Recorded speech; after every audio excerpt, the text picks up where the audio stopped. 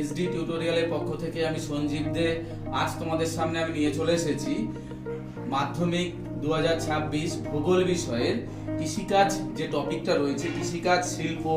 আচ্ছা, তারপর তো কৃষিকাজ শিল্প থেকে কিছু গুরুত্বপূর্ণ 3 মার্কসের কোশ্চেন, আচ্ছা, যেগুলো তোমরা পড়লে অবশ্যই কমন পেয়ে যাবে।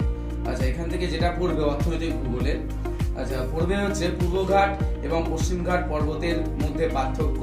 আচ্ছা, তারপরে পড়বে হচ্ছে পশ্চিম উপকূল এবং পূর্ব উপকূলের মধ্যে পার্থক্য, গাঙ্গেয় সমভূমির ঘনত্ব অত্যাধিক কেন, উত্তর ভারতের নদী এবং দক্ষিণ ভারতের নদীর মধ্যে পার্থক্য আলোচনা করো।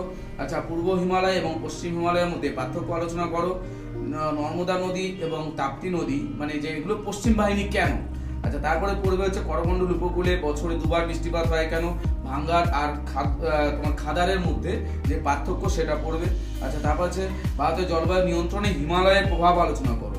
আচ্ছা, তারপরে পড়বে লাল মাটি এবং ল্যাটেরাইট মাটির মধ্যে পার্থক্য আলোচনা করো, ধাপ চাষ এবং ফালি চাষের মধ্যে পার্থক্য আলোচনা করো। আর একটা পড়বে হচ্ছে 12 নম্বরে পড়বে হচ্ছে মাটি সংরক্ষণের উপায়গুলি আলোচনা করো। এছাড়াও আরো কিছু এই অধ্যায়ের কিছু কোশ্চেন আছে, আমি পরের ভিডিওতে অবশ্যই দিয়ে দেবো। আর তোমরা আমার এই চ্যানেলটা অবশ্যই সাবস্ক্রাইব করে রাখবে, তাহলে আমি যেসব ভিডিওগুলো আপলোড করব তোমাদের কাছে সহজেই পৌঁছে যাবে।